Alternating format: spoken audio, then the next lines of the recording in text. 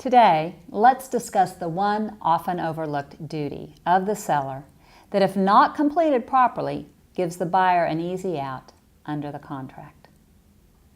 Under the real estate contract, specifically paragraph 6B, the seller is required to furnish to the buyer a commitment for title insurance and copies of all documents evidencing exceptions to the commitment.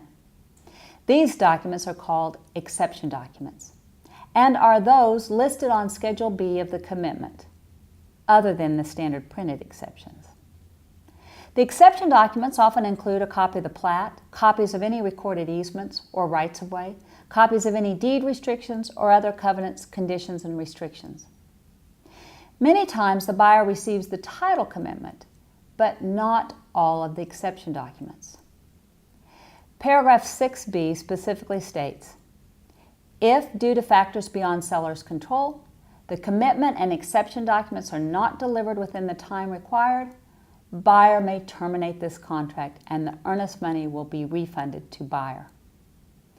In other words, no exception documents, then, at buyer's option, no contract. Furthermore, paragraph 6B authorizes delivery of the documents to buyer at buyer's address specified in paragraph 21, the notice paragraph. There may be an argument that if the commitment and exception documents are sent to an address different than that specified in paragraph 21, there is no delivery.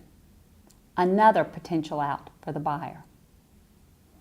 In the lease, please note that until buyer has received all of the exception documents, his objection period under paragraph 6D has not run. He must receive all of the following documents before his objection period starts running. Those documents are the commitment, all exception documents, and the survey.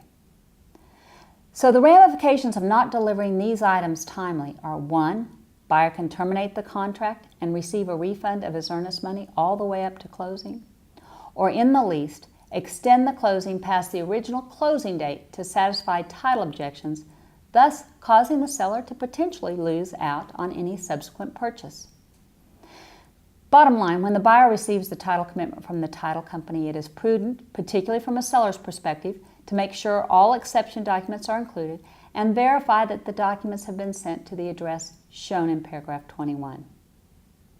It is also prudent from a buyer's agent's perspective to also ask for all exception documents, because it is those documents that place restrictions on the use of the property by the buyer. The buyer needs to review these documents to understand how he can use the property. I hope this information proves of value to you. Allegiance Title is your partner in success, and we look forward to seeing you at the closing table. Thank you.